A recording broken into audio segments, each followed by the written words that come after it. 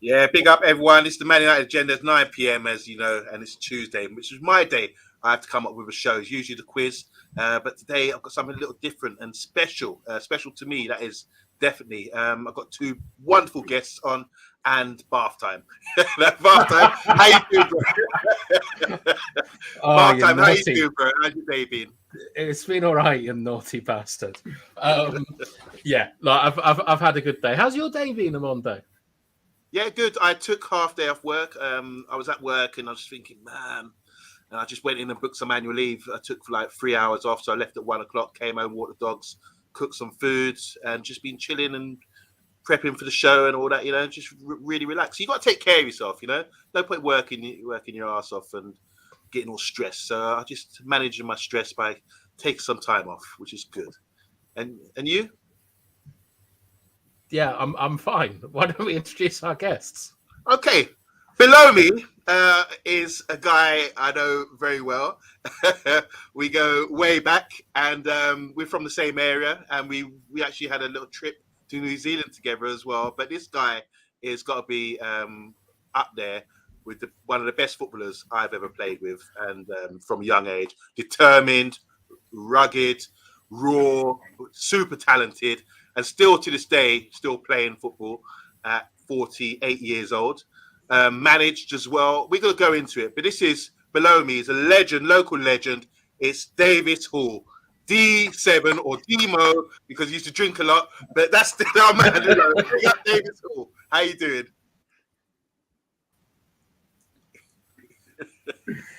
Yeah, not too bad. That bang. I was expecting a little drum roll.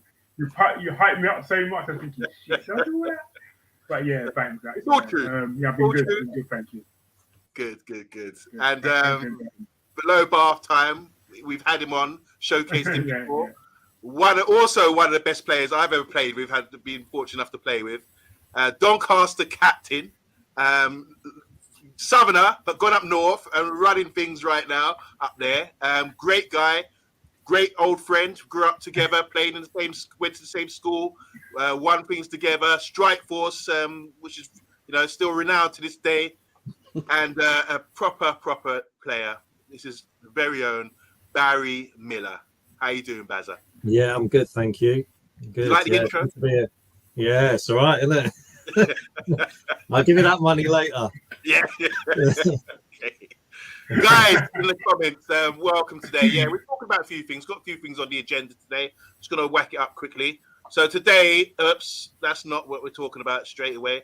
Today, here's the agenda. The agenda items are the introductions, who's the best, overworking players, captaincy and leadership skills, losing faith in the manager, the problems with youth players today, and any other business as well. So you guys in the comments can also throw in some stuff. What should we start with? Davis, what do you want to start with there? You know what? Let's start from the top. Let's start from the top. Who's the best? Because I want to go... Yeah. First of all, yeah, let's start with that one. Davis, I'm going to come to you first because Barry's showcased already. But just give us a brief outline of what you've done in football. I know it could take 10 minutes, but try and break it down to like 1 minute if you can. Well, I started from the beginning. So I started at Norfolk Villa in the local area. Went and played for Greenford Town, Swindon, under 17, Pitsanger before that. I went to Swindon, and then 18 I was at Birmingham for a year, and then about 40 odd pros. So I decided, not to everybody's liking at Birmingham, to go to America on a scholarship. So I thought my parents were really academic, and I was really football, so I thought I could marry the two somehow and have a good time while I was doing it. So so I went to America, Florida. We got a scholarship out there. Done really well. I played a year out there, then came back, played for Wimbledon. Crazy guy. The old Wimbledon, yeah. So Vinnie Jones and Chris Perry, Marcus Gale. So I was there for a year. Got injured. Done my cartilage shaved my cartilage completely out my knee on my left side. Was told I couldn't play football again. So went into like a depression about 3-4 months and depressed state, and then ended up doing my rehab in Iceland with some friends that I knew from America when I got a scholarship. So went out there for a couple of months, 3 months. Played out there for a season for Videre FC for a year. Came back home. Hendon. Sorry, I was trying to short it. Just shorted at Wembley, then Hendon. Went back up to America and played in the A League out there for Jacksonville Cyclones for about a year and a half. Came back, had a non-league stint. Went back to Hendon. There was a situation with Tottenham QPR where I should have gone. I got 27, 28. There's a few issues with the club and some people there. So I went on to Harrow and then ended up in New Zealand with yourself and Tony Reddins. Tony Reddins is the women's national coach. I sort of saw the other day and he was telling me, so doing really well. And then came back home, done the whole non-league rounds, Aylesbury, Chalfont, St. Peter, managed Aylesbury FC out of relegation. And then found myself still playing, not quite 48 yet, Zach. There's another month. Oh yeah, this month. This month. But 47. Yeah, it is. All right, Zach. All right. Yeah, 40. A couple of weeks. So 40. Found myself still playing. My brother asked me to come back. So I played for a team called Presswood. Step 7 the top of the league. I think they're trying to get to step 6. And in the background, I'm thinking of, the ball's rolling in regards to starting an academy. So when some of the things around the youth, training around the youth, the topic today interests me because so I've got a few things to say around that. But so I wanted to give back, and it wasn't around coaching. I didn't feel like it was for me, and scouting is just too far out there, I think, for me. So I wanted to give back to children in similar situations as myself, and when you got Baz, obviously you at Doncaster, like there's not many people kids who will make it, and sometimes they get disheartened when people talk about the 1%. But there's other avenues in football, as I found, and made some amazing relationships and had some amazing experiences, and it's molded me as a person. So I don't want to try and plug the academy on here, but that is in my mind where my purpose. Everybody, I think, should have a purpose, and that's where my purpose, I believe, lies in regards to giving back to football, which has helped me be who I am. So, play a big part. Brilliant. Barry, going to jump over to you. Just a quick summary of your football career. We've done an interview, but you can make it shorter if you can. Yeah, I was an apprentice at Brentford. I went into non-league, dropped down non-league, ended up at Farnborough in the conference, signed for Gillingham. I was there a couple of years and then ended up at Donny. I was there 3 seasons. Had a bad knee injury. My last season, got released, then ended up playing non-league, played for Burton, the RMI, Worksop, Ilkeston. Then at 30, I've just had enough. We just had my daughter. I wanted to spend time with her. I just had enough, finished. I kind of fell out of love with football, to be honest with you. But now I've got the bug again, but I can't run. But yeah, now I've got the bug again. I started playing again. To be fair, I started playing again, but I've done my knee, so I've got to have I'll have an operation on my knee. But once it's sorted, I'm back playing again. Good. Bath time. Do you want to drop anything? There's a lot of information there.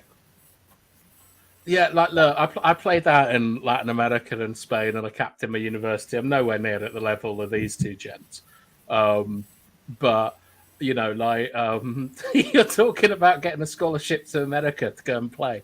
I faked my own press kit to try and get a trial for one of those American things, and then I got basically beaten up on the football pitch by bigger boys because at the time I was like 5'9", 5'8", sorry.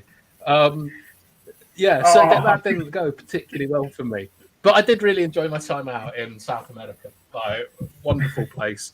I was playing in, essentially, I was playing in a youth development league where you had to be like out there. They have, maybe we can talk about this in more depth with like kids training, but they have like 2 professional divisions, and then the rest of the divisions you can't be older than 24, like to play in them. So I think Davis, you boys played with the Chilean, like what's he called, Vieira, Aaron Silva.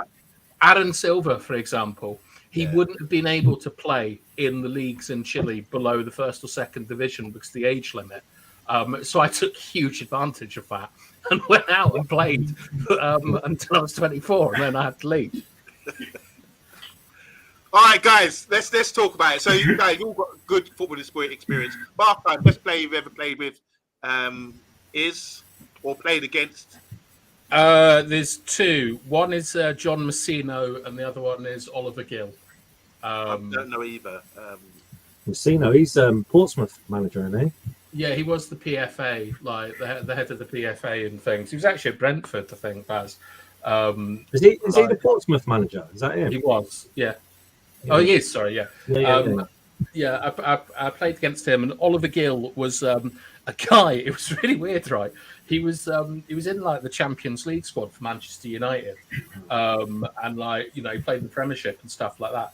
He dropped out of Manchester United to go to university, and he was in the same university team as me, and it was pretty intimidating, to be perfectly honest. But just before we carry on, Monday, I've got a special announcement that has just come in from Mr. B, where Mr. B will be going on Syed TV 10:30 this evening. So if you can all go and support him, that'll be great. Baz, are you excited about this? Syed TV, do you know who that is? He's anti Ten Hag, that's for sure. He doesn't want Ten Hag in. Barry Miller, tell us about the best player you played with and against. Best player I played with, probably I'd say Carlos Alba. Worst trainer I've ever seen, but got injured quite a lot, but unbelievable player. It was like, sometimes you watch him like men against boys. And probably the same Marlon King as well. He was a good, although he had a lot of issues, but he was good. He was a good player, strong. Best I played against was Ida Good Johnson. Wow. He was at Bolton. Yeah, he was something different. And you're a centre back, aren't you? So you would have been up against him. Yeah. So that was interesting. Yeah. Is it too traumatizing to talk about that experience? No, it was all right. It was good. Yeah, it was all right. It was all right. The probably I'd say that other than that, the best player I played against was a guy at Bognor called AD Miles. I just used to have nightmares. I played against him a few times, and I couldn't get near him, like heading the ball. I was always quite strong there. Yeah, good player. Like he went on trial. I think he went on trial at Orient when he was like 32 or something. Unbelievable player. I just couldn't get near him. So what was he good at? Why was he so good? He was just good in the air, strong, could score. He was a good player. He was just one of my. I had more nightmares against him than anyone else, really. Wow. Yeah, so good. So I'd always say AD Miles was like kind of probably the best, really. AD Miles, I'm gonna have to Google this guy. He played for Bognor. Okay, Davis, best player you played with and the best player you played against, if you can. I would say best player I played against. It was between a guy called I don't know if Barkham, you've heard of this guy. It's from South America. It's like Bolivian. Marco Echeverry. He played for DC United. And he was unbelievable. It's either him or Lee Bowyer. He hadn't played against Newcastle. He hadn't played against Newcastle, and I didn't expect him to be that good. Like he was unbelievable. When I watched him when he was at Leeds, you watch the TV and he just looks like a ball winner and he just keeps it simple. But he absolutely done everything. He done everything. He was beating players, like his awareness. Like he was that good. Like he was. And funny enough, the player that was marking him, who let him score in the 84th minute, was the best player I played with, I would say. Funny, David Clark. I have to say Clark here. When probably because I was with him for the longest, probably the closest to him, and I just at his age, so he must have been 40. He'd probably kill me for saying this. I think he probably was 39, 40 when we played that game. And Sven Goran Eriksson was at the game. Yeah. And after the game, he was like, yeah, he could play for England. It was almost like people were like, what are you talking about? Yeah. And he was, everyone was, all the board and everyone was, there's a bit of hype around it after, but even when I watched the video, when I watched the DVD now, and you think he was unbelievable, outstanding, and he kept saying things like, like during the season, you like, just move the ball quicker, just do that, just do this. You think, shut up. I can beat him though. Like the things he says now I look back and I still talk to him now, and just think he was just before the things he was talking about were before some of the pros I played against. Obviously he played pro, but yeah, he was outstanding. He was one of the best players I played with. I've just drawn it up here. As you can see, FA Cup third round, 2005, Yeading up against Newcastle United. They played at Loftus Road. And as you can see there, David Haule has a number 10 position in a 3-5-2. I don't know about Eamon being in centre midfield. That's probably wrong there. But what a team. DJ Campbell. I thought you would have said he was the best player. He ended up going to Brentford and then to Birmingham, was it? Or somewhere else? Yeah, I think he went from there. He went to Brentford first, Brentford, then Birmingham, and then he moved on from Leicester to Leicester and went and done good things. But believe it or not, I think even DJ would say, I think when a player has an impact on everyone in that team, we've got like a Yeading group, and he's not as vocal in there, but everybody kind of knows that they respect that he's touched everybody's career in regards to learning and understanding it in a slightly different way than what we all went in there believing, and that helped a lot when we got promotion from the Ryman Premier. We were playing against some savvy teams who were very, very well organised, which was an experience that helped massively. So yeah. I mean, what an experience that is. I mean, there's Clark there, the captain, playing for Yeading, but you're up against, look at that, Bramble, Bunsong.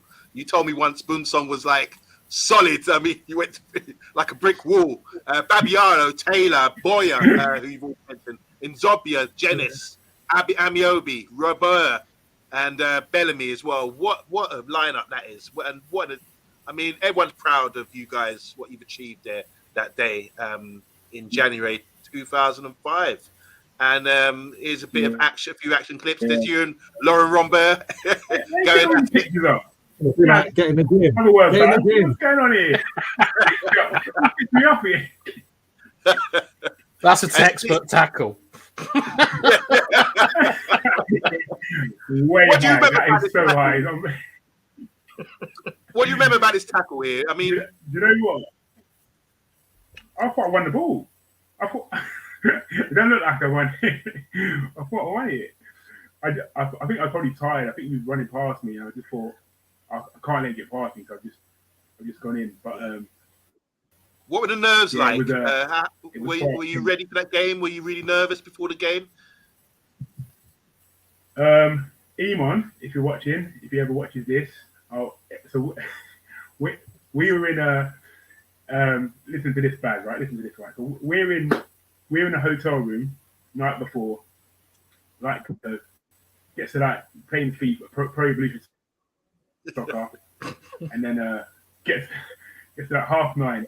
We're in the room, so Emo's my room partner. So like, I put my light off, night mate. So night before the game. Then 5 minutes later, I see the light come on. What are you doing? Like strapping around, twisting the turn. Goes, D, what are you calling me for? He goes, you're right. Nervous. Is it? Yeah.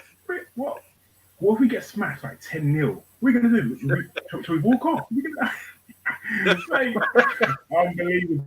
You know what I mean? But it's funny because obviously Emon is really confident, really out there, really loud. It's just when you get into 24 hours before you're live on TV again, you know, it was. I think probably the most amazing experience because I was with all my mates.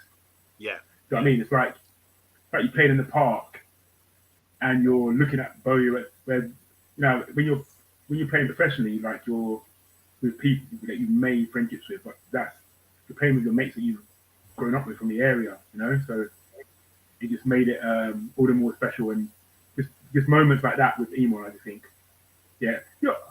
I was a little bit nervous, I think, but more because we were semi-professional and they were Premier League, and they weren't doing terrific in the Premier League at the time, but it was more because of the gap. Yeah. The gap in the level of players. We didn't lose 10-0. You only lost 2-0, and I thought the performance was really well. I watched the game today, and you guys performed brilliantly. Let's talk about this. Donny Skipper, Barry Miller. It rhymes. Look at that leap. Taking no prisoners. Barry, what's the most nervous you've been for a game? I mean, do you know what? It's not. It's a weird one. I didn't massively get nervous. I don't know why. I used to get nervous, like going out as you're coming out the tunnel, and then just then like a bit nervous. But once you get into the game, but I don't know what it was really. I was kind of okay. I don't know why. I really don't know why, but I didn't really feel nerves that much. I get more nervous now when I have to do like some training in front of people, you know, like for half hour. Do you know, like if I'm got to do some teaching with a group that I'm working with, like I get more nervous doing that, like but then yeah, I don't know. It's weird, really. I don't know. I was kind of okay. Yeah, like that picture there. I used to show that to the kids when I worked at the school, and I used to tell them, look, that's what's going to happen to you if you keep being naughty. All right, for you, smash you all over, mate. But, I mean, they're winning headers. You have to be brave and all that kind of thing. But do you agree with Davis when he said you're less nervous because you're familiar with your teammates? It's like a family. Yeah. I think you just focusing on the game. So when you're in the game, you just focus on it. It's even the crowd. You don't notice the crowd around you. You do when it's quiet because they're usually shouting at you, like Miller, get them going, and all that. But you don't. You're just so focused on the game and what's going on around you. You don't really notice what's happening. It's kind of weird. You're more focused on the player you're marking, or you're trying to give some encouragement, whatever. But yeah, interesting. Top draw, man, top draw. And let's just don't know what this is. County Cup winners 1989, 1990. Can you spot yourself there, Barry? Yeah, at the front there. Flipping hell, look at that. What a team, eh? Middlesex Cup winners. I don't remember. Was it Wiseman? I don't remember them. I don't remember them winning it either. Nah, I remember winning it. Yeah, that's right. Yeah. And that's Ted Dale there, isn't it? On the left. Teddy Ruxpin. Yeah. Dale and Pace. Yeah, what a team that was. Davis, do you recognise any players in that great team there? Yeah, I can see you there. See Baz. That's Terry. Michael Dixon, Yatesy, Terry Ibbott, Paul Yates, Richard Samuel, Johan. Do you remember Samir? Johan, yeah. Do you remember Samir? Yeah. What player he was? Amazing feet, yeah. That Derek Wellington on the end there. Yeah, that's the beefy. Yeah. What a team. Anyway, jacket. Oh, right. Chelsea. Martha, any questions before we move on? Because we can talk about other issues. Well, I noticed that no one brought you up as like the best player Well, that they played against. I was going to say the best I played against was Far from it. David, and the best I played with wasn't Zach. Talk about our strike force, Barry. I used to nick all my goals. Nick them off the line. All right, let's move on. Thanks, Bartha. So let's talk about. Let's take it to overworking players. Now, in the papers recently, too much running. Man United players worried about Ten Hag's training demands and blame the manager for injury nightmare. A minority of Man United players are concerned about the running demands from Eric Ten Hag. It's believed that some players believe the intensity is too taxing after United's 6-2 game campaign last season, and the workload has contributed to the injury toll of the club. So as you can see there, Malassi has been 35 weeks out, Ahmad 27 weeks, the list goes on. There's a lot of players out throughout the season. Do you want to ask all three of you guys about this? Because Ten Hag, he's not having a good season. What have you experienced in your time in football? I know, Davis, you've been a manager as well. Is it hard to get a balance of like discipline and getting players to run, or just training methods, or knowing maybe some certain players, like you mentioned, Clarkey, he was 40 years old. Was he doing the same drills as you youngsters, at the time? What's the ideal? Let's have a conversation about this, because Ten Hag's under pressure right now, and the players are moaning, kind of burying him about his, and projecting away from their performances about the training methods. So all three of you, let's have a discussion about this. Training methods in football. Good, the bad, and the ugly. Let's go. Okay. I can start. In my opinion, with players today, I'm not sure.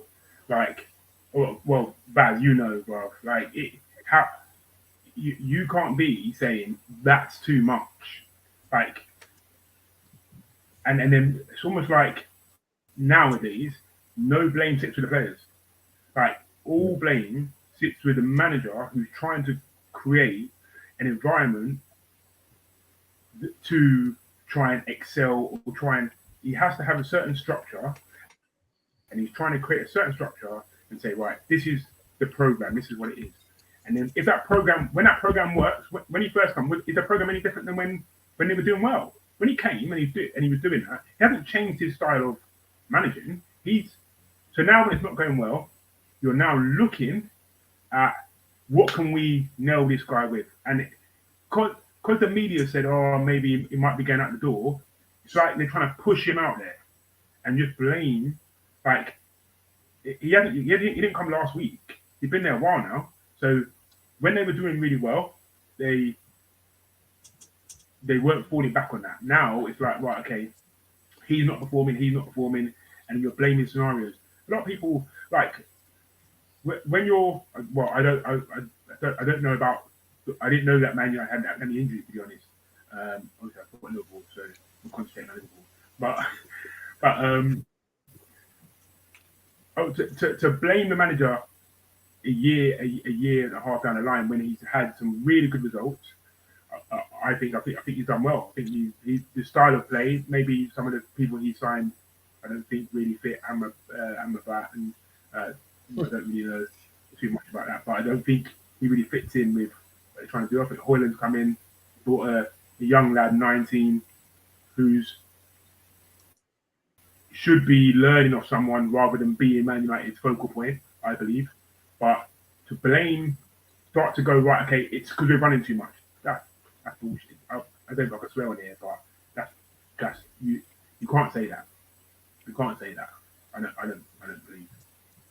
See, I struggle with this, like with the injuries of players. I look back at when Liverpool were unbelievable and winning the league all the time, they would do that with 12 players. Yeah. Playing 40, 50 games a season with 12 players. The pitches were heavier. There was no sports science. And a lot of it's led by sports science now. A player might twist his sock and be out for 6 weeks. You know what I mean? Like, it's ridiculous. Like, little niggles. I was talking to, because I'm chaplain at Doncaster Rovers, and I was talking to an older player the other day. When we were talking about pre-season, even coming into pre-season, you were never 100% fit.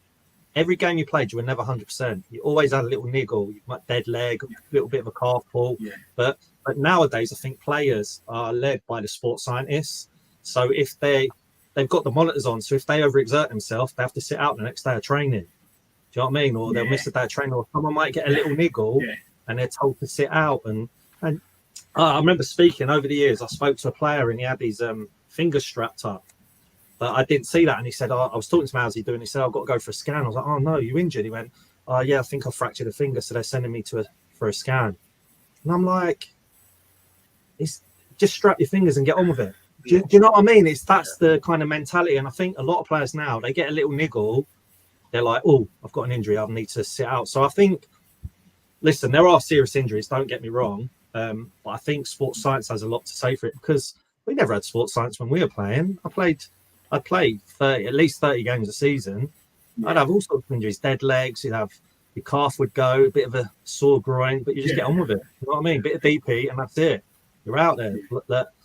So I don't know. I just struggle. I struggle with players nowadays. Like any little niggle, they're told to sit out, or he's got a little bit of a tear. And I think sports science has a lot to answer for. It has brought some good stuff in, don't get me wrong, but then I think there's a lot of negatives for it, because I think a lot of clubs are guided by that now. That's my opinion, whether that's right or wrong. But yeah, I really struggle. When you look back at the state of the pitches, you never really heard of any major serious injuries. You know, when Liverpool were playing, and they had a consistent side. When they were winning, they had a consistent side all the way through. Man United, they had a consistent side, and they were playing the majority of the games. You might have the odd one or two drop in and out, but it's just, I'm frustrated. I'm frustrated with top level football as a whole. I struggle watching it just because there's a lot of stuff like the cheating and just the way they're acting, and I prefer to watch lower level because it's like more honest. You know what I mean? It filters down, but it's more honest. But yeah, I think sports scientists have a lot to answer for. Bath time, your thoughts on all this, because there's some interesting points being made here. Let's do the comments before we get to my point. Okay, so we deserve better saying here. There are more non-contact injuries. The training sounds over-complexed, perhaps these days. That's from We Deserve Better. How you doing? He's also saying, in the modern game, Liverpool have won one league in 30 years.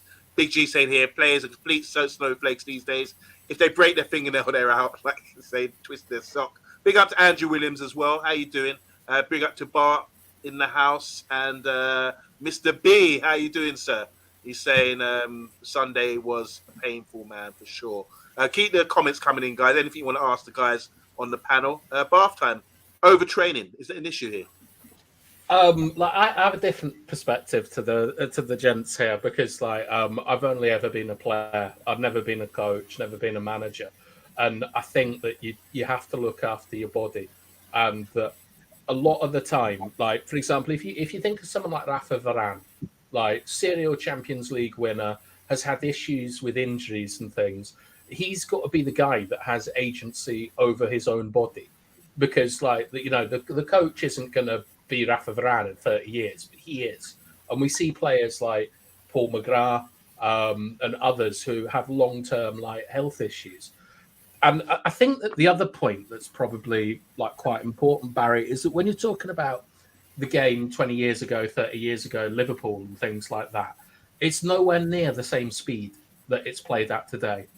And because of that, well, I don't think it is, because it's much more explosive, the game now.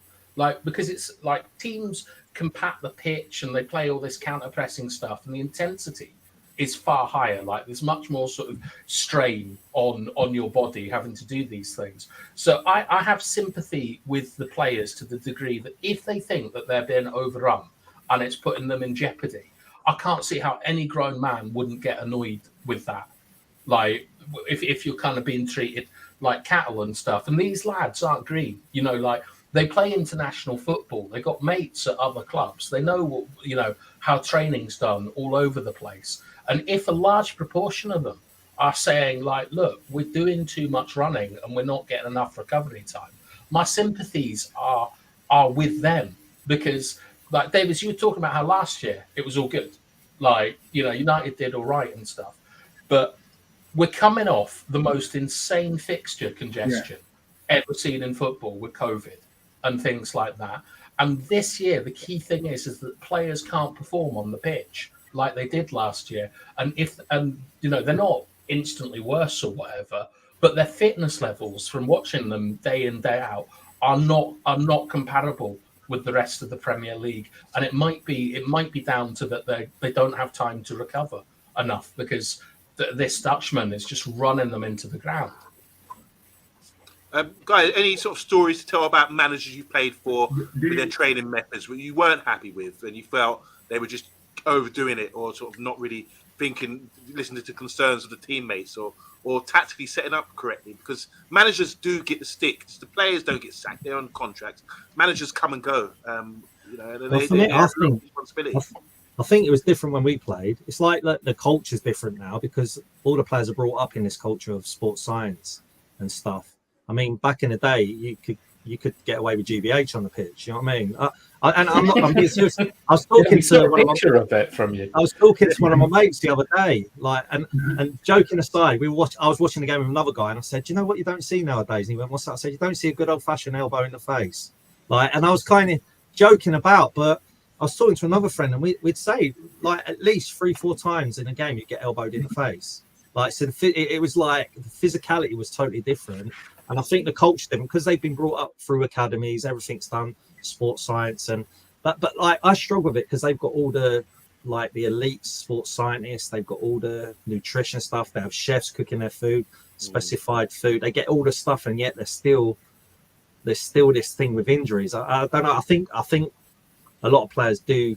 I think we just played with injuries because you just wanted to play. If you weren't in team, you're gutted. You just wanted to and training. I love training. Rain, snow, whatever. You just wanted to train. I was gutted if I had to miss training. If they told me I couldn't train, I was gutted because I wanted to be out there training. But do you think that's the difference, Barry? Right. Look, the United players are complaining about training, not playing. Well, you think of United in the 90s, with the team they had, they were quite explosive. They were a counter-attacking side. You think when they won the treble and all that, how they used to play, it was all fast-paced. Schmeichel get the ball, get it out, breaking quick. They were counter-attacking side. So I think it was explosive. I just think a lot of players are guarded now. I think if they get a little niggle, and I don't know whether that's because of the culture. I don't know. And even going back to saying about management, I think you can see in society as well, the respect of authorities are gone. Yeah. So I had managers that I was scared of. You know what I mean? I think I shared the last time we had Dave Webb, who was from the East End, the old Chelsea player from the East End. And, I remember I got called into his office and I was crapping myself. Do you know what I mean? I was so scared to go and see him because, you hear stories that he's associated with a craze and that. And you know what I mean? You're like, ripping out, going. But you had a lot of respect, so you would never really answer back. You would, especially as a young player. But I think it's changed now. I think the authority, the fact that the Man United players have come out and having a go about the training, I would never have done that. I don't know, Davis, I'm sure you wouldn't have done that because of the respect you had for the manager. Even if you didn't agree with what he did, you would still kind of have that bit of respect. Yeah. It's I think it even goes to as a youth player. That for me is bottom bias because as a youth player, I remember at Brentford we had to clean boots. So my duties, I had to clean a few players' boots. If I didn't get them, if I got polish on their white stripes or the white tick, they'd give you a clip. I had to clean me and a couple of others had to clean the showers and the bath at the training ground. Our manager, we'd catch our youth manager going in and planting stuff, hiding stuff, just to have a go at us. My duty is I had to clean the referee's room after a match. Do you know what I mean? And then at the away dressing room, you had duties, you had stuff to do, and it gave you respect. If you did things wrong, the first team players, you know what I mean, they'd give you a. I'm not saying that's right. Yeah. I'm not saying that's right, but there was a lot of respect for the senior players. There was a. Barry, I think it's a case these are professional players. You guys have played at this top level. You're fit. You're going to be at a certain level of fitness that I know nothing about.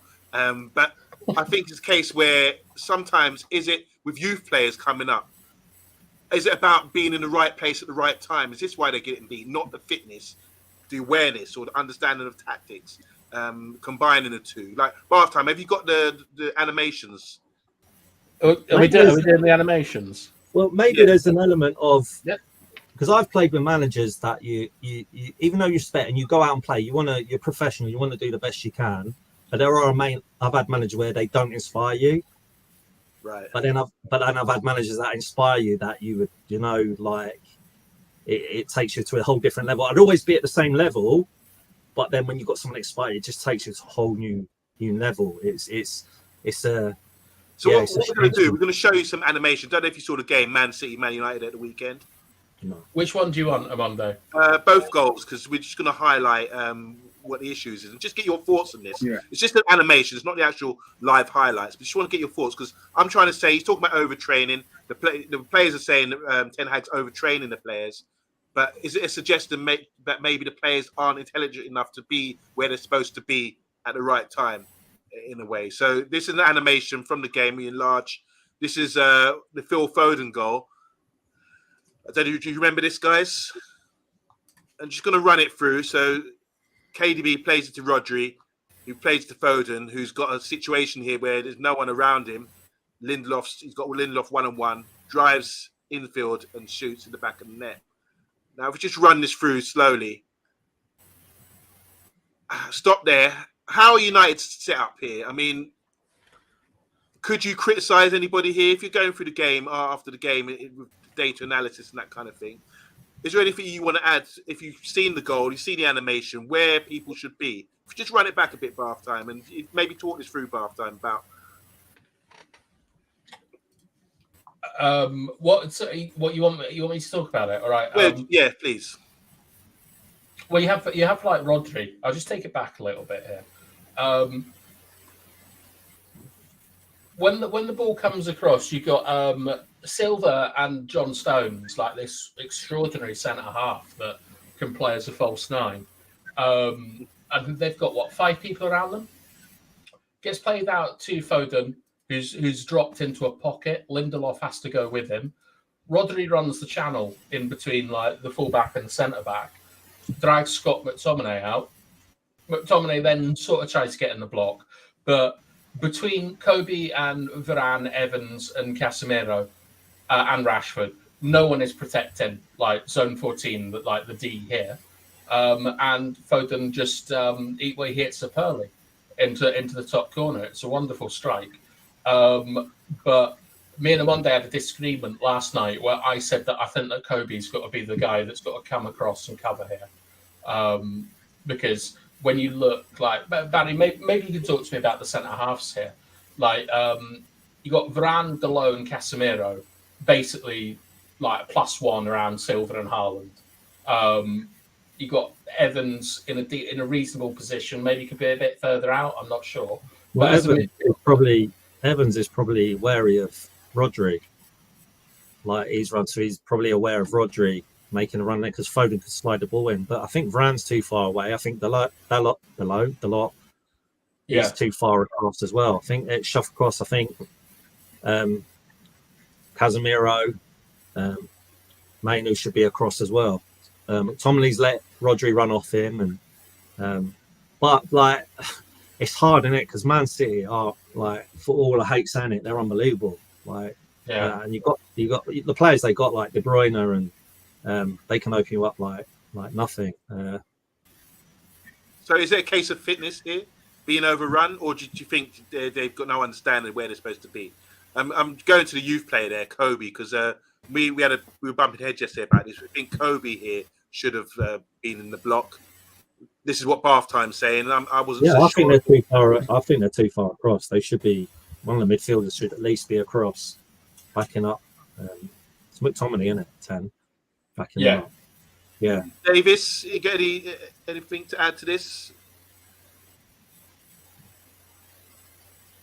I think Davis, you may be on. You're delayed.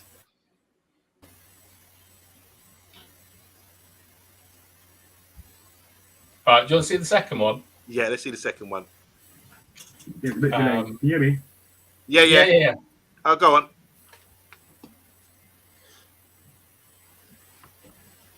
Yeah. All right, See, let's See Yeah. Rashford. I went to watch Man United Brentford. Obviously I am. I a would Brentford fan. say, I don't know if you can.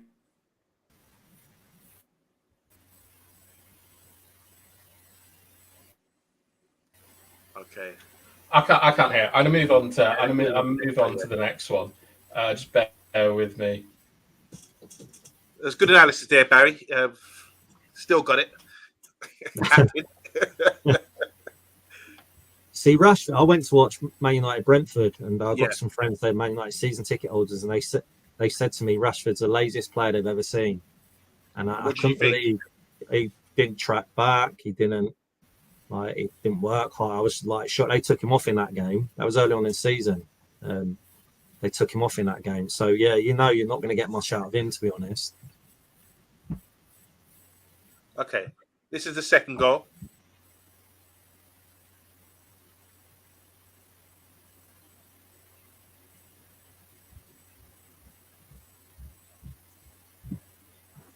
All right, what are you hoping to get from this on Monday?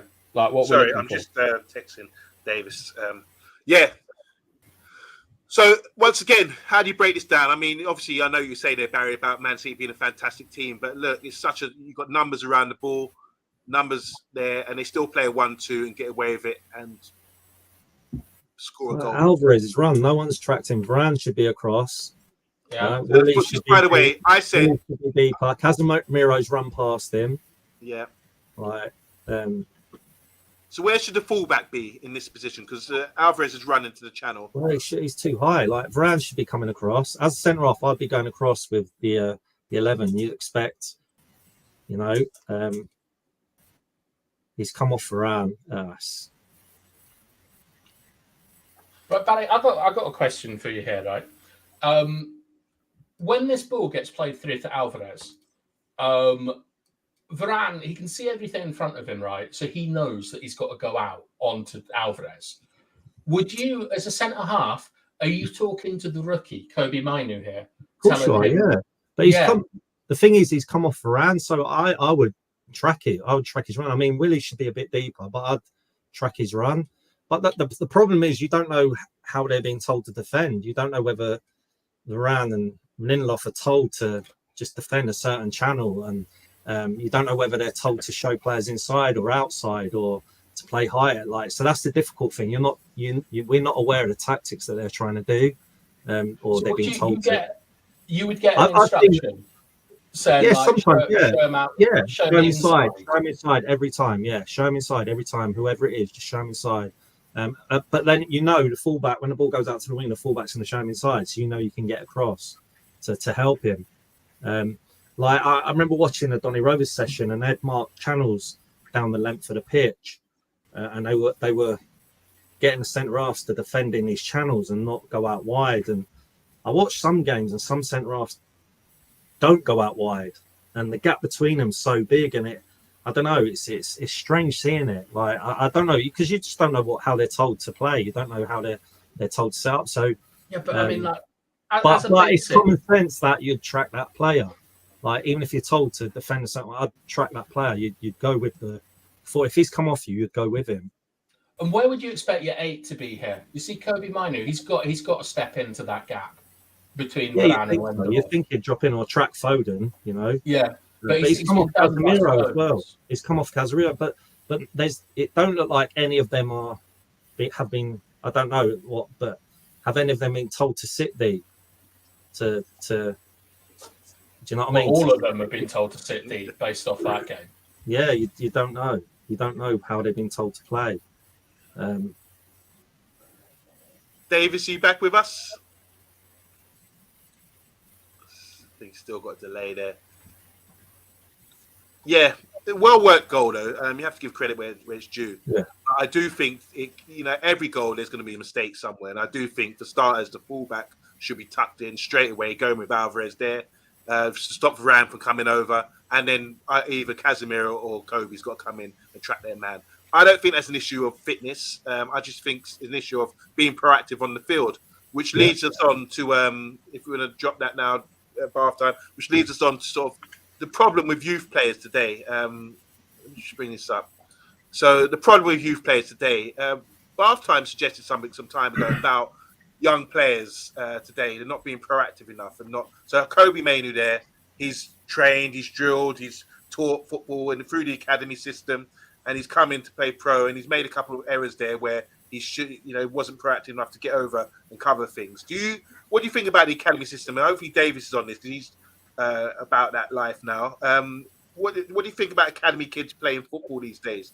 Do you think they are have got the capabilities of like the full package to play pro football, or do you think they're taught a certain way which prohibits them from being proactive? No, in my experience, I think what they're being taught now. I think a lot of showing from what the Liverpool academies and Kobe Mainu. I think he's a good player. I think remember he's learning his craft. He's learning. He's learning. So by saying he's not proactive, certain things as Barry and yourself haven't played and Bartham, like you will know. The more experience you have, the more aware you are of what position you should pick up. Or he's only coming to say this season, like to try and judge him how you judge McTominay or anything like that. He's learning his craft. Whilst he's good on the ball, there's going to be things off the ball that he's not going to be aware of, and he'll be learning. I think what the academies are doing at the moment. In my experience, they all have their own ethos and how they want to play, and the type of values that they try and give the kids. So when it's good to see, like for example, I don't think you'd see many teams being able to bring on 4 or 5 academy boys in a cup final, and they do okay. I wouldn't say they pulled up trees and done anything amazing, but I thought they done okay, especially if you haven't got first team experience. So I think the academy system's doing a good job in some parts, and in other parts not so much. Barry, Bath Time, what are your thoughts on academy kids coming through? Because Bath Time, you said this, they've been overtrained sometimes in the past, especially from Ajax, like Donny van der Beek. I think you've said in the past that he's not able to do things. He's overtrained. He's too much. Well, I forget how you worded it, but Bath Time, I have the belief that, like, a bit similar to what Davis is saying. Like, look, I'm not blaming Kobe Mainu because he doesn't have experience, so he can't draw on his experience. And that's what you get when you play like 19-year-olds in the midfield. So it's just part of life. You have to accept that off the ball they're gonna make errors because they've got nothing to draw upon. Certainly at top level football. But for me, I think that like senior players and when you got experience, you have to solve problems on the pitch as a group. Like the manager isn't going to come on and say stand here, stand there, and things like that. You need to go out and solve the problem yourself. And my issue with the academy system is I think that agency is taken away from young players where they are like over-drilled in where to be, and it's less instinctive and stuff. But on the flip side, what you can't deny is that the England national team at every single level is dominating like football with like World Cups and European Championships and things. So it's obviously effective. But what I see a lot of the time, if you take a team like, Brighton, who they're all coached, they have to play a certain way. Yeah. When things go wrong, they've got no answer to it. And last year, Guardiola called out the fans, the players, everyone, by saying there wasn't enough leadership on the pitch. And I think that the academy system takes too much agency away from players and tries to sort of put them like in an identikit mold, so that everyone can play the same. And I'm not sure that I like that with football. So that's the point I've made about the academy system. Okay. Yeah, I tend to agree with that. I sort of warm to that point because experience as well. But then once you get the experience and the rough stuff and losing like that, then you have to change your game. But Kobe would probably think it's not my responsibility. I've got my guy here. It's someone else's responsibility. If they're not doing their job, it's everything's going to break down, like you say there. Sorry, Dave. I think there's a couple of things. I think Mainu's been their best player. I love him. I think he's brilliant. Like, he's been. It wouldn't surprise me. It's the Euros, isn't it, coming up? It wouldn't surprise me if he got in the England squad. He's brilliant. But then you don't know whether he's played differently all through the academy. I know they do 6 and 8. Like he might be playing 6 now, like holding midfielder, but throughout the academy he might have been playing attacking midfield. So he's had to come in and fit in a role. But he's been brilliant. But you've got Casemiro around him. Look how many games. Look what he's won. Do you know what I mean? How many European Cups he's won or Champions Leagues he's won and titles, and he's played how many games for Brazil, and you think they'd kind of support him. The interesting thing with academy football, when I was an apprentice, you had reserve team football and you'd be playing against seasoned pros. Yeah. I remember playing, I think I shared it before, playing Gillingham, and I was playing against their 2 first team players as a centre-half 17-year-old playing against this 30-year-old, and a 25-year-old played like over 100 games, 200, 300 games. So you're not getting that. You're going from academy to under 21s. And it's different. Playing against men is different. It's totally different. Great point. We deserve better saying here. I don't think people realise how big the jump is from academy to Premier League first team football, and that is huge, as you're just highlighting there, Barry. So Barry, that was a good experience for you by playing against men as a it's unbelievable, rather than playing against your fellow age group. Yeah, it's massive. Yeah.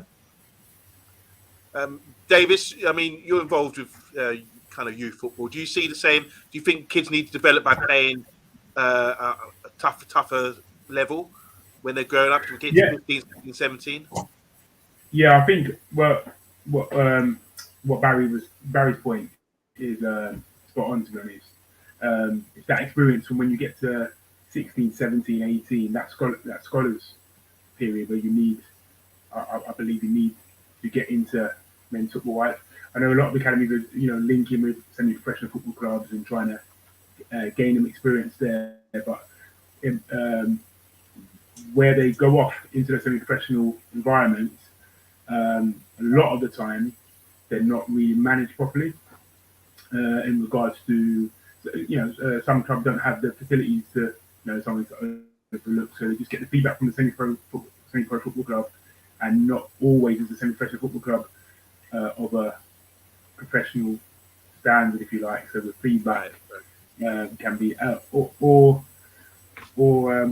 they don't play in a set way, so there's more the experience of being physical. But in academy football below 16, from what I can see, they've got the FA agenda with the smaller pitches, you got the smaller goals, so the kids get more touches on the ball, and then I think you're seeing that now when you're talking about the England, under 16s, under 18s, and first team, and you're seeing that more. A lot more players are more comfortable on the football in those areas.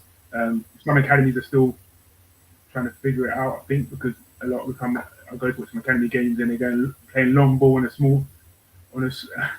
5v5 pitch, playing long ball and then scoring, winning 10-0, and then getting success. But that's immediate success. The long-term success is when you're getting the ball in tight areas, playing and then building, and then when you get to the bigger pitch at 16, 17, you're comfortable on the ball in all scenarios. So I think some are missing the opportunity there. I'm a footballing parent, so sometimes you hear people, we won 10-0, we won. Score's not really important when they're 10, 12, 13. It's all about their progression and their, and how well they're moving. They're learning. That's what. Yeah. So and in line with what Barry's saying as well, when you get to that certain age, 16, 17, 18, you do need that. That jump from I've just played under 21s and then going into a first team game is massive. Yeah. Certainly. A few comments here. We deserve better saying that there are more non-contact injuries. Training sounds over complex. We're saying there. The players are playing loads of games these days, up to 3 games every 8 days, or even more often. Big G saying here, Players were hard back then. Today, they're wet whites. They're more bothered about how their hair is. Does it look okay? Blokes with top knocks, get a grip. You want to look like a bird. We better say perhaps because of long-term injuries and lack of chemistry, Erik Ten Hag tries to keep a core 7 or 8 players playing, which within itself keeps the players tired. DK Wilson, how you doing? All the way from the States. It's the trainers, sports medicine staff who are supposed to regulate training schedules for each player. The players should listen to that staff. This is college sports stuff in the US. Obviously, he's out there. Big G saying, tell us the full story, Barry, about how you used to clean their smalls as well. Hand scrubbed. We better say back in the day, Baz was there also quite a degrading attitude to black teammates, players, and that as well. Yeah. DK wants to say Rio Ferdinand said the same about cleaning boots, making sure uniforms of the vets in the right place when he was young. Yeah, that's good culture that was. Scott needs to cover Scarlet Pimpernel. We're talking about the animation here. Isn't Kobe covering stones? So a bit of confusion there. Big G saying here 3 or 4 players didn't track their man. Simple stuff, to be honest. Rule 101, track your man. That's what we're trying to say. It's Kobe's first season as a first 11. This is not on Kobe. Where is the cover for him? Says we deserve better. I don't think people realise the big jump. Obviously, as Dave was saying just now, between academy and first team football is massive. This is my own belief. I think young players should show out responsibility, personal responsibility. To be honest, it's easy for them to just say, "I'm young." And finally, Big G saying, "I think you're too nice as coaches." To be honest, when I was playing, it was brutal. If you made mistakes, you certainly got told about it, and you knew about it as well. All right, let's just talk about. We were talking about Casemiro there, or Varane orchestrating things, being able to communicate and lead. Now, Barry, as we know, you were a skipper. Now, what kind of attributes do you need to be a captain? Because I've got a few here, but let's just, before I come to you, let's talk about it. What are the qualities of a captain? So there's 6 points here, I just picked up. 6 critical qualities of being the world's best captains in anything, really, I suppose. The best captains are hard workers. The best captains encourage their teammates. The best captains are honest and trustworthy. The best captains respect each other. The best captains care passionately. The best captains are relentless, competitive, and compelled to win. Now, obviously, there's issues about Bruno Fernandes. He's not like the old-time captains like Clarkey, Brian Robson, Barry Millers of the world. Is there a difference now with the qualities of captains? And how do you agree with this definition of what a captain should be in a football club? I think the captain should just lead by example. I think they inspire people without trying to inspire people. I think we talked about this before, like about leadership. I think it's within people. I think you can learn leadership, but I think leaders are born with it. There's something about certain people, like Davis was sharing about that Clarkey, and I've seen it. There's just an aura about certain people, and I think you don't have to be a shouter, screamer, but I think that people will just respect you and will want to follow you. The best leaders are the ones that get followed. Do you know what I mean? I'm going to say that, no, to interject, but you know exactly what you're saying. It's influence. The best leaders have influence. It's something it's hard to explain. Whether it's on the pitch, whether it's the way they communicate, it's the influence you have. Obviously, I know you guys anyway, but you would have had an influence on that group of players every time they cross that line. The influence you have on those players, that's why they follow. Yeah, you know what I mean, that's why they follow. All them 6 are close, but it's something else. There's something that these leaders have that influence. Definitely. I think a lot of people get stuck into make the best player the captain. But that's not necessarily right. Usually the best players are the most selfish. Yeah, it's true. So what do you think about Bruno Fernandes as the captain? Because obviously he gets criticised for going down, complaining, soft tackles, feigning injury when he's not really hurt. Do you think the definition of captain's kind of changed? Because I think Man United fans remember Roy Keane and Brian Robson and that Donny captain and Davis Hall. These sort of tough guys from the past. I think we only see 90 minutes of them. We don't see them around the changing room, around the ground. We don't see what they're like with the young kids. We don't see what influence they have.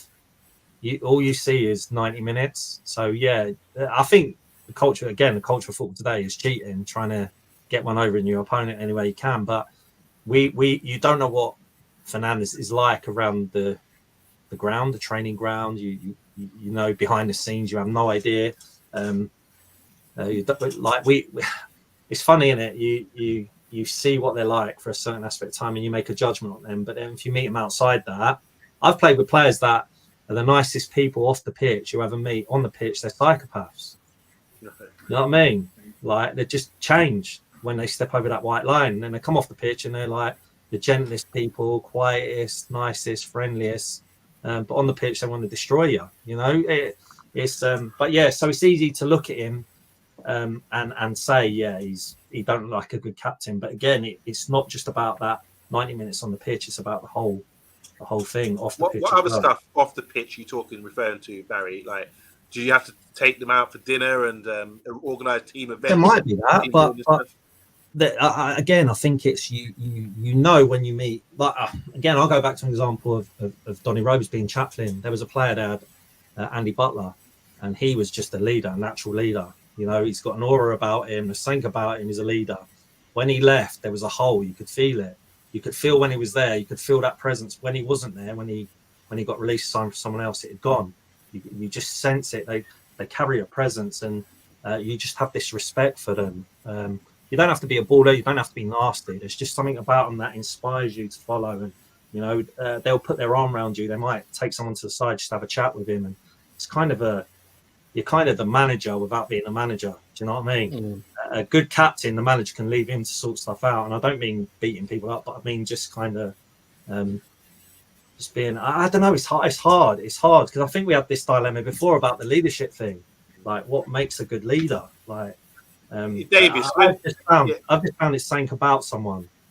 Davis, when you were managing, did you pick someone in your side and who would relay what you wanted on the pitch? Is that important as well? Does your captain have to be in tune with what the manager has? Because they always say captain on the pitch is demonstrating what the manager wants on the pitch.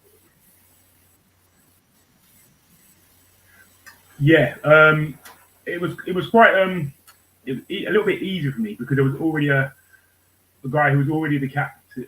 He was already the captain, and he was an Aylesbury FC legend. So Ben Stevens. So I knew him quite well. I played with him from before, so I knew our ideologies and we were coming into a situation. Well, it came to a situation where we're second from bottom. So we both had the same ideologies of football and what it would take for us to get out of that situation.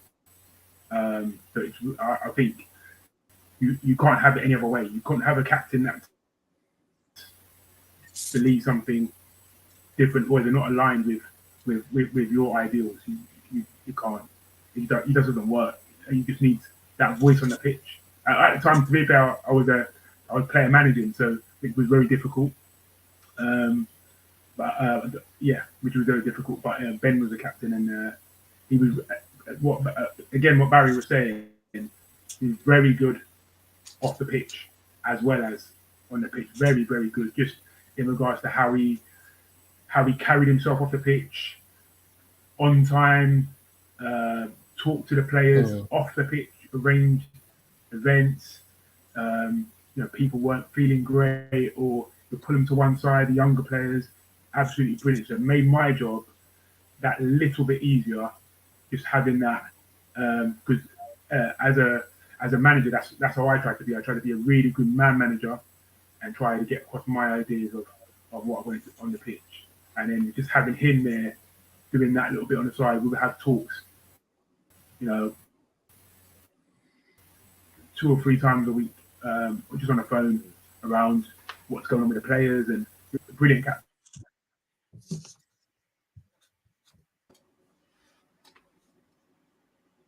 So you're cutting out there, Davis. Bath time, anything to add to that about leadership? We've discussed this a few times, haven't we, about what it takes. I think I probably would just say like more of the same. Like Barry made the point that I thought was quite interesting, where there's like there's a certain je ne sais quoi or something that these people like have. And when you were going back to talking about like the players not wanting to train and things, there's an inherent bond between the manager and the players where the players have to respect the manager just from their position, like, and stuff like that. But the captain is someone who's got to come in and earn the respect of the players, and also they've got to earn his respect. So for me, a good captain, like, obviously there's stuff like, you know, like organizing and admin and those kind of things, like getting Christmas cards for people and the boring stuff. But a good captain sets the standards, and he has to live those standards like day in, day out. So like when you're at training or something, like as Dave was saying, you got to be on time. You can't be the captain coming in late. Like, you've got to manage the dressing room, and that makes it easier for your manager. If like all the boys are in on time, they all know that they've got to have their boots on and stuff. I always remember Mario Balotelli, right? He was on the bench for Inter or Milan or someone, and he needed to come on, and he didn't have his boots on. He was like wearing flip-flops. Stuff like that can't happen. And I don't think that's down to the manager, that kind of level of micromanagement about what you're wearing.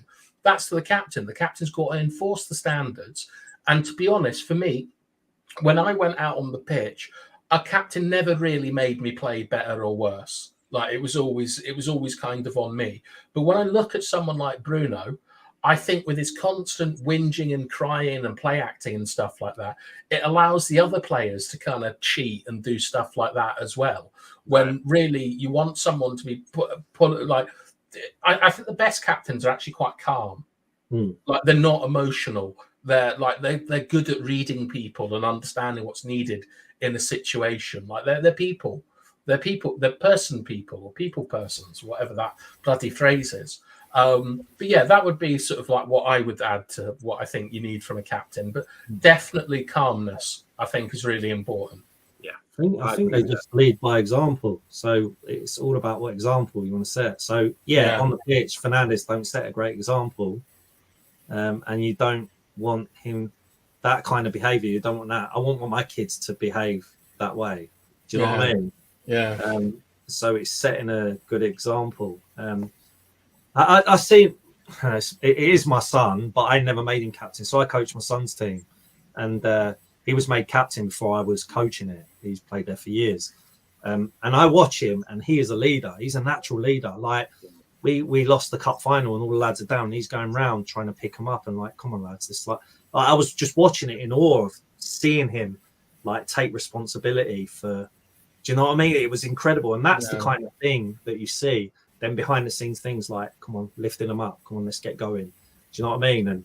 And just even getting the players, like we're at training, we're setting up, and he's like, right, well, lads, come on, let's do the warm up.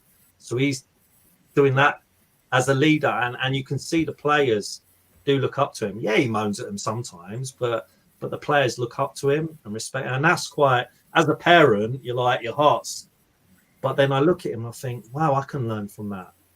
Like, I'm learning from his example, you know, as a grown man. I'm seeing a 15-year-old but I think it is an example thing. I think it's leading by example, and it's you use the term leading them into battle, but are they willing to follow you? Like, if you've got to set good standards, because if you're captain and you're having a go at someone and you're not got them standards, then you ain't got a leg to stand on. Do you know what I mean? That's my opinion. Send some footage of your son to Bruno, please, because we could do there's a lot more of it, to be honest. Big G saying here, I think you're two nicest coaches. It was brutal. We touched on that. Best captain is Roy Keane.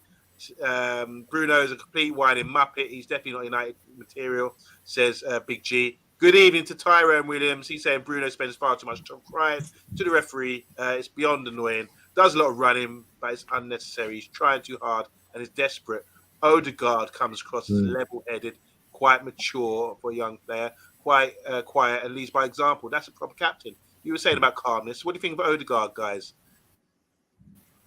Well, I mean, the roles changed, didn't it, in the Premier League? Like, when we think about, like, when you think of a captain, you think like Keane, Gerrard, Terry, Tony Adams, players like that. And just as the game has changed, so has the captaincy. Yeah. Like, I don't think like Jordan Henderson would ever go down as a better captain than Steven Gerrard, but he was the one that delivered the title, like for Liverpool and stuff. Yeah. So maybe just as like the game has changed and players have become more dramatic and diva-like, you do need players like Odegaard that are more like level-headed and aren't like smacking you about in the changing room and humiliating you in front of the other pros for pissing about and things. Like maybe that's just the way the game's gone.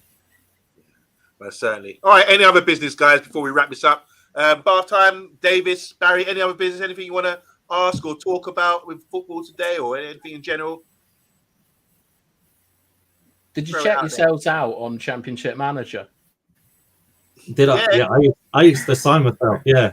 I used to sign you, Barry. I used to sign myself and put myself on like 10 grand a week. Love and like, be like that. Please come through. Please come through. Davis, you were on Championship Manager as well, weren't you? Yeah. I did sign myself bad. That's big time, mate. I'm not gonna lie. If only. Legendary. That's what it's all about, guys. But go on. I'll just put something out to you, boys. So, guys, me and some of the football parents, we're having this debate about football in today's era. And a lot of players, a bit like what you said earlier, guys, find football quite boring, quite the same. Same in regards to there's obviously the manager's got his structure, so Pep's come over, gone, right, we're going to play this way, this is how we're going to play. But there's no individual flair, it's all the same. I could watch Man City, Liverpool, I could watch, it just looks the same to me. Yeah. Do you know what I mean? Different levels of strategy, different, Brentford got their own strategy, plan, but there's nothing special around in our day. Like back in, you had Ronaldinho, you get the ball to him and you do something. Messi's gone now, from what you see. But there's nothing special about anyone. It's just this team against this team, and it looks the same. It looks the same. Different strategy, great, but nothing that excites me. I think, wow, I want to watch those two players today. Yeah. Take aside probably the lad at Palace, the right winger at Palace, Elise. Yeah. He looks special when he gets the ball. He lightens up. And Eze. But Doku looks all right. He's becoming a bit more rigid now. When he first came, he was a bit more free. And just like Grealish. No, what you guys think? Yeah, you got a few like Haule, not Haaland, De Bruyne. It's unbelievable. You can create something out of nothing. But as you started talking, I was thinking there's no characters. They're all robots. They're all brought up through the system. They're all brought up the same. Yeah, they've got different abilities, of course, but there's no one like a Gascoigne who could just change something in an instant. And like lower level, you get that because obviously there's better players. They stand out, but then they get signed by the higher teams anyway. So that's kind of the production thing, isn't it? But yeah, there's no characters in the game no more. They're all robotic. They're all the same. They all come off the coach with their headphones, walk through. They've all got the same tattoos. They all do the same stuff. All got the same earrings. They wear the same. There's no one individual. There's no one that stands out. That I don't know. But then I wonder. I always think about this in life in general. So in our era, when we played, there was probably people that played before us would say the same. Oh, there's no characters like there was in our day, and it's different, isn't it? It's like a different generation, but they're definitely more robotic because of the academy football. Training 3-4 times a week, all they get is football. So do you think a talented player gets that trained out of him? Yeah. Yeah, well, yeah. They're not playing on the streets or anything, are they? No. Good point. You think of R9, like the original Ronaldo, Fat Ronaldo. He was unbelievable. Yeah. One of the best players I've ever seen. Just give him the ball and he just creates something. Zidane, Gascoigne. Do you know what I mean? Yeah. Laudrup, like all these players. There are Letitia, like I just said that. Letitia was unbelievable. Unbelievable. I think the interesting thing, Barry, is that we have had a couple of Mavericks in the Premier League in the last 4 or 5 years. Like we had Zaha at Palace and we had Grealish at Villa. And when Grealish moved to City, it was just taken out of him what he was doing at Aston Villa. Like, because you're right, it's now about systems and things. And when you think about, like, I always really liked David Ginola. Thought he was a wonderful player, like absolutely fantastic. But if he was playing in a top team now, he wouldn't be taking his man on. He wouldn't be like sort of getting to a byline and cutting back and stuff. He'd be like prancing about like a show pony, waiting for someone to come in. And then, because for me personally, I think it's an epidemic of two-touch football, like where it's just coached into everyone. You can only have 2 touches, move the ball, tire the other team out, make it about athletic ability. Because like I remember back in like South America, they used to have this thing called La Nuestra, which was a style of football that people associate with Latin America, and it was everyone on diagonals.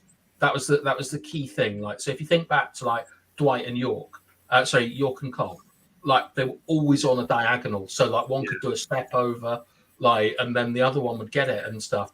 And nowadays, like football is just about occupying zones on the pitch and doing a little rotation and hoping that something goes wrong. And unfortunately, that's probably the statistical way of winning more football matches. But we want the alchemists back. Like Ronaldinho, he didn't know what the hell was going on. He just did something, and it happened, and it was beautiful. And I want that back. Well, you tell me, and I can't think of it because I don't really enjoy watching the Premier League. I watch it, but I don't watch it religiously. But you tell me one player that makes you do this. Amrabat. Yeah. Well, look, do you know what I mean? Amrabat trying to control a football makes me do that. Tell me one player that makes you get out your seat in anticipation of them doing something. I can't. De Bruyne, I love De Bruyne, Haaland, Saka. But I can't think of many others. There was a guy at West Ham a couple of years ago. He's gone back to Marseille. He was the last guy I felt. Do you know what I'm talking about? Payet. Yeah, so he was someone who I thought was amazing. Yeah. Get me off my feet. Yeah. But there's no one. But you see, they treat him harshly because of the systems they have today. They don't allow him to play or do his thing, or he's supposed to be picking up a guy. Let him free, set him free, leave him up there if he's going to do his thing. You know, in my opinion, that's what I think you should do. Especially with, like, remember the number 10 in Italian football. That position was like everything just comes through them. They were the key player. Everyone else was defensive behind that. Give it to him, and he creates the things going on. So, yeah, we are losing that sort of player. And obviously, with the number 10, with systems they have now, you get wide guys scoring goals, whereas before, you know, they wouldn't be inverted and wouldn't score as many goals. Would probably get more assists in that way. But I just think, the game's changed. But there can only be so many systems, so many formations on a pitch. And hopefully we will get back to having these Maverick players on the pitch. They're trying to create more goals. They're changing the offside rule, trying to make it more attacking, more better for viewing. But I think they have, like you're saying, we're missing these Di Canios, these Gascoignes, these Letizier kind of players. That's what we really want to see. And Amrabat. No, Tabarat. Yeah. All right, okay. Amrabat. Unbelievable. Where does Lee Trundle fit in the modern system? Yeah. Oh my God! Wow. But it's a really interesting point, Monday, when you talk about like the number 10, because Totti, I think, is criminally underrated as a football player. Yeah. I absolutely loved him. Even someone like that fat little lad, Cassano, another absolutely outrageous number 10. The thing is that what we're getting now is we're getting systems and the positions are going out of the game. So you look at people like Dele Alli and Donny van der Beek, and they were really, really good when there was like that position in the game, and that position has gone, and there's no place for them now because I think a bit of academy football, because they can only sort of play one way. Like a common complaint from Ajax and Barca players, they only know how to play one way. But the thing is, right, is that a new system will arrive. Like football goes in cycles and things. And like something like 3-5-2, like having two strikers up front, like to do a bit more pressing and to occupy more centre halves and things. That'll come back and stuff. But what we really need to do is get rid of Pep Guardiola, because the man's on another level, and he's completely homogenized football. He's like the McDonald's of football. Like everything's everything's trying to be like him, and everyone's trying to copy it, and you can't copy a Big Mac. That's the original. That's the one that gets you going. And so what I'd love to see in the Premier League is more people like Sam Allardyce and Sean Dyche that have different styles of football, so that we can get different football matches instead of like Brighton playing, I don't know, Newcastle, and it's just a really shit version of City versus Liverpool. But even go back to Sam Allardyce. Look at the players he had at Bolton. He had Hierro. yeah. JJ Okocha. Djorkaeff. Yeah, like they're not going to go to someone that's going to play long ball, are they? Do you know what I mean? So there must have been something about him and this style he played. I think he brought 4-3-3 into English football before Jose Mourinho. Like Big Sam was well into sports science and stuff like that. Yeah. I saw a program where like he almost 100%. Had a heart attack when he was being monitored on the telly.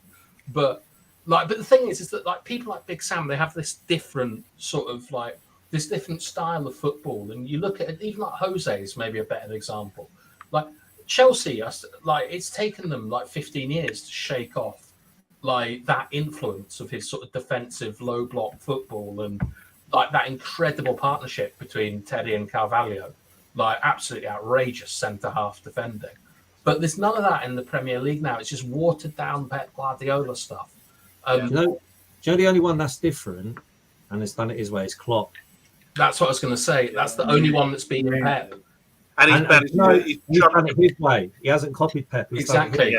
That's the manager you wish was at United. You know that United had pushed out to get. Do you know what I mean? And you look at a team like Burnley. They had Sean Dyche, and they sustained themselves in the Premiership, playing that brand of football. And you knew when you went there, it's a different game. Like Luton today in the Premier League, they play a different game, physical.